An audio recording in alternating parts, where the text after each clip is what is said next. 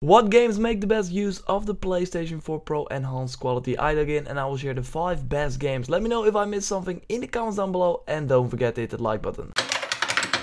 One of the biggest titles of this year, Battlefield 1, really benefits from the PlayStation 4 Pro patch. The game doesn't only look better with HDR and 4K, but the frame rate is also superb over the original PS4. This is especially interesting in a multiplayer match where frame rate can really help. The difference can be as high as 15 frames with the PS4 Pro version running on a good 60 frames most of the time, but the regular PS4 version dipping to 45 frames per second. You can watch a detailed look at the frame rate differences in a video made by Digital Foundry that you can find by clicking the link I put in the description below, but this also means that you have a better Battlefield 1 experience while playing on a 1080p screen.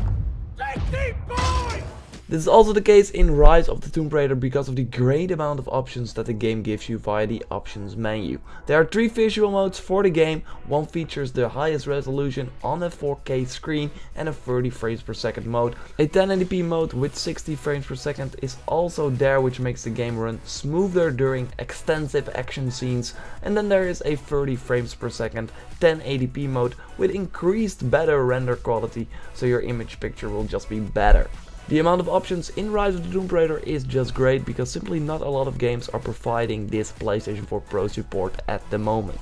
The better resolution is great, but the HDR is really where the magic is, and games that make use of a lot of colors really benefit from this TV feature.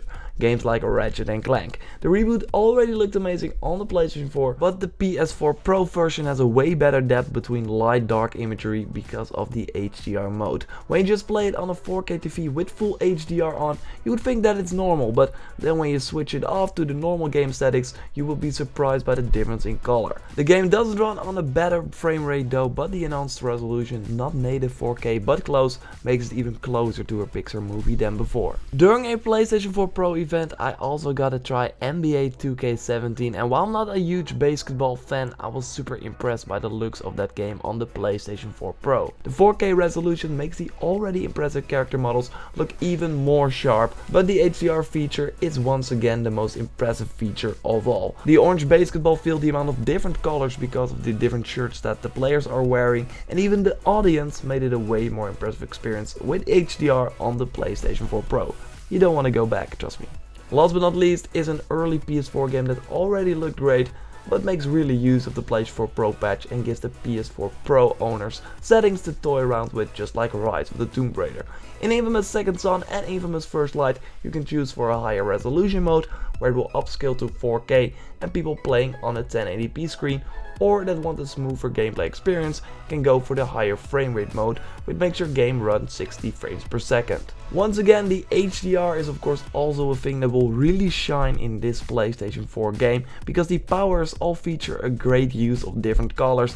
For example, the neon powers from Fetch that really shine on the PlayStation 4 Pro. Those are the top 5 PlayStation Pro games right now, but with For Honor, Horizon and Final Fantasy 15 coming out as well, this might change of course in the future. I got a ton of PlayStation 4 Pro videos up on the channel and we'll have more soon, so be sure to check them out and subscribe if you haven't already. Like the video if you did. I will speak to you next time. Goodbye.